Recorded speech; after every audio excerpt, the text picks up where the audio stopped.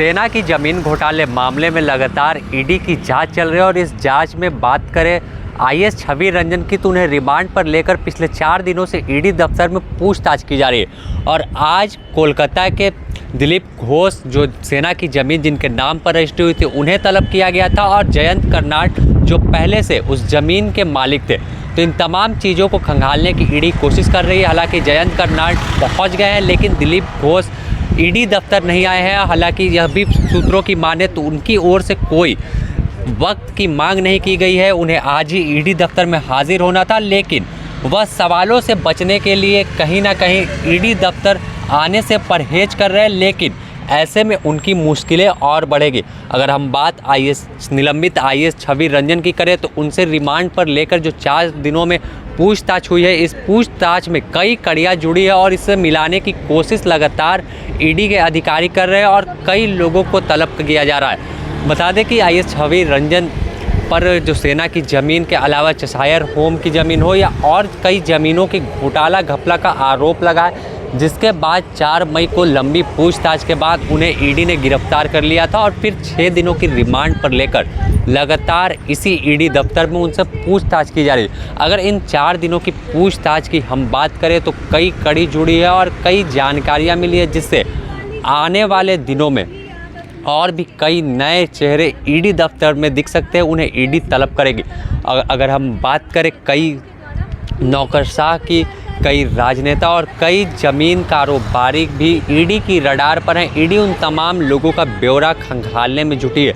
अगर इन जो पूछताछ के दौरान न्यूक्लियस मॉल के मालिक विष्णु अग्रवाल को भी तलब किया गया था। हालांकि वह अपने ख़राब स्वास्थ्य का हवाला देते हुए ईडी के सवालों से बचे और वह समय की मांग कर चले गए हैं। हो सकता है कि उनका जब स्वास्थ्य पूरी तरह से ठीक हो जाए तो दोबारा से उन्हें भी ईडी दफ्तर तलब किया जाएगा, क्योंकि जब न्यूक्लियस मॉल की चर्चा हो रही है तो न्यूक्लियस मॉल की अगर बात करें तो बताया जाता है कि जो लालपुर में न्यूक्लियस मॉल बना है वहाँ पर भी इसके पूर्व कोई हॉस्टल हुआ करता था, लेकिन रसूख के बल पर उसे ध्वस्त कर वहाँ पर एक आलीशान मॉल का निर्माण करा दिया गया।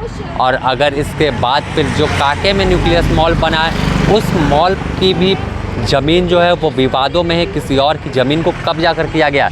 और अगर दोनों न्यूक्लियस मॉल के निर्माण में जो पैसे लगे हैं उसकी अगर हम बात करें तो इसमें भी कई झारखंड के राजनेता हो, कई नौकरशाह हो, उन तमाम लोगों के पैसे लगे। तो यह जानकारी ईडी को हाथ लगी और ईडी उन्हें तलब कर पूछताछ के लिए जल्द ही बुलाएगी। और तमाम अगर पूरे मामले की तह तक जाने की कोशिश जिस तरह से ईडी कर रही है तो इसमें एक नाम सामने आ रहा है, प्रेम प्रकाश, जो पूजा सिंघल के मामले में भी सुर्खियों में रहा था। और फिर जब ज़मीन घोटाले की जांच हो रही तो प्रेम प्रकाश का भी नाम काफ़ी सुर्खियों में है, क्योंकि तमाम जो ज़मीन की हेरा फेरी की जा रही थी उसके पीछे कहीं ना कहीं प्रेम प्रकाश का पूरी तरह से हाथ रहता था। प्रेम प्रकाश ही पैसों की लेन देन करता था, किसे कितना देना, कौन सी ज़मीन पर कब्जा करना। अगर फिर हम प्रेम प्रकाश की बात करें कि प्रेम प्रकाश कैसे इतना पावरफुल बना, तो बताया जाता है कि प्रेम प्रकाश बिहार के रोहतास ज़िले के सासाराम से रांची रोजगार की तलाश में आया था, लेकिन उसकी पहचान यहाँ पर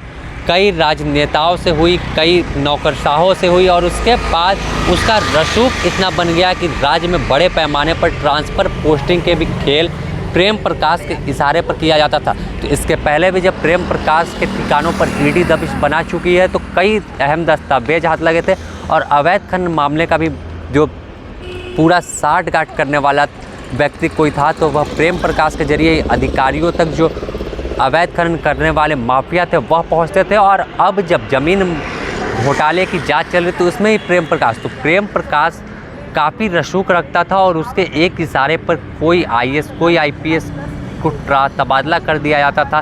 तो राज्य को किस तरह से लूटना है इसका पूरा जो तैयारी किया जाता था वह प्रेम प्रकाश के द्वारा किया जाता है और जो माफिया है वह प्रेम प्रकाश के पास आते थे और प्रेम प्रकाश उन अधिकारियों के पास तमाम लोगों की साठगांठ कराता था और जो पैसे पहुंचाने का खेल था वो भी प्रेम प्रकाश के जरिए ही किया जाता था। अगर बात फिर सेना की ज़मीन की करें तो इसके मोटेशन को लेकर भी जो दाखिल खारिज होता है उसके लिए 1 करोड़ का भुगतान प्रेम प्रकाश ने किया था। तो यह प्रेम प्रकाश की जब कड़ी पूरी तरह से खुलेगी तो अभी और कई लोग सलाखों के पीछे जाएंगे और कई इसमें राज्य के बड़े अधिकारी भी ईडी की रडार पर आएंगे और तमाम लोगों को आने वाले दिनों में सलाखों के पीछे देखा जा सकता है। फिलहाल द न्यूज़ पोस्ट में इतना है। अपने सहयोगी संतोष के साथ Sameer, the news post, Ranchi.